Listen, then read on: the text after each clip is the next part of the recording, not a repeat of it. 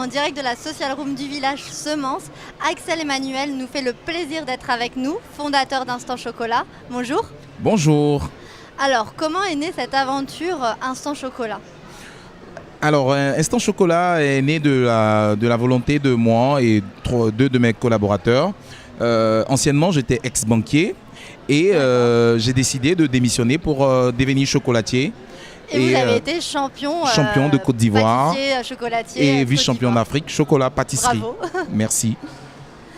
Et du coup, alors qu'est-ce que c'est Instant Chocolat exactement? Voilà, Instant Chocolat, on fabrique du chocolat de façon artisanale en allant des fèves de cacao jusqu'à la tablette de chocolat et ainsi d'autres produits dérivés du chocolat, du cacao, poudre de cacao, beurre de cacao et chocolat sous toutes ses formes.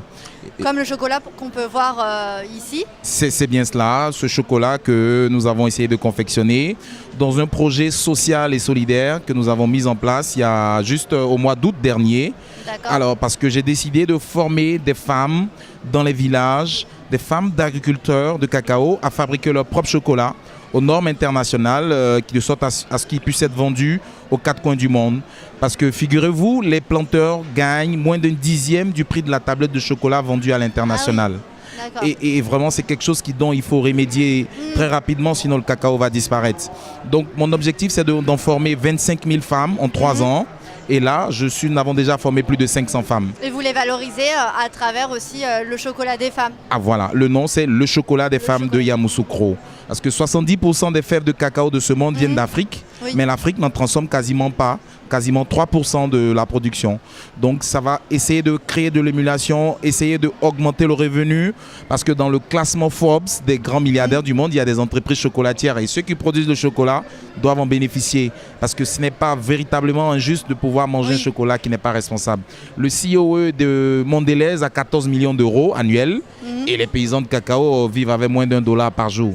Il faut changer les choses. Il faut changer, il faut évoluer et en même temps il faut rester aussi solidaire. C'est cela. Et que tout le monde consomme du chocolat, que ce soit femme ou homme. Exactement, contre, exactement. Et ce chocolat, il a fait beaucoup de... Quand vous tapez aujourd'hui Ecoya sur Google, il est très référencé. Le Parisien, BFM TV, ils ont fait des reportages sur ce truc-là. Et il y a aussi des chefs pâtissiers européens qui l'utilisent pour faire un gâteau parce qu'il est bourré d'histoire. Un chocolat qui est fait dans le fin fond d'un village avec des femmes. Il a une belle histoire pour faire un gâteau avec ça et on exhorte tout le monde à faire autant parce que pour éviter la faillite des paysans, c'est vraiment quelque chose qu'il faut vraiment mettre en œuvre. C'est la même chose quand on voit les paysans laitiers qui versent le lait parce que l'éclair au Carrefour fait ce qu'il y a à faire. Chez nous, Nestlé et les grands groupes achètent le cacao à souvent 1 euro et des broutilles. Et vraiment, voilà, on ne peut pas regarder cela les bras croisés. C'est important, il faut continuer et faire progresser cette histoire. Exactement. Le chocolat des femmes qui est une belle initiative. Et votre objectif, vos ambitions pour la suite Oui, pour la suite, comme on l'a dit, de former 25 000 femmes pour que le chocolat soit un peu vulgarisé.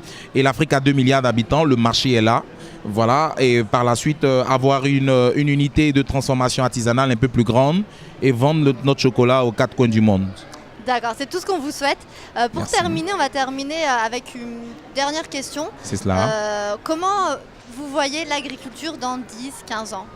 Oui, l'agriculture dans 10-15 ans, c'est vraiment quelque chose on doit bien se mettre à l'évidence que si on ne fait pas quelque chose pour éviter la faillite des paysans, on prendra un coup.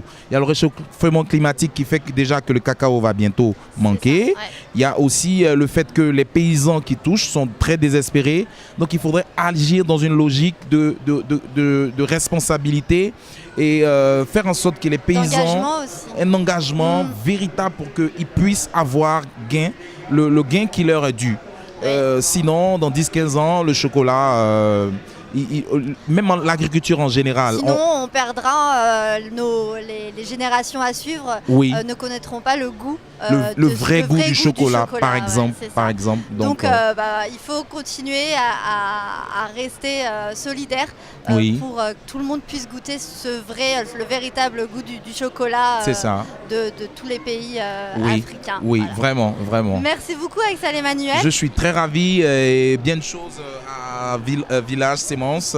Et on est très content. C'est ma 3e fois de participer au Salon de l'Agriculture et on m'invite sur un plateau. Je suis très content. Merci beaucoup et je vous souhaite une bonne fin de salon. Merci. Au revoir. Merci beaucoup. Au revoir.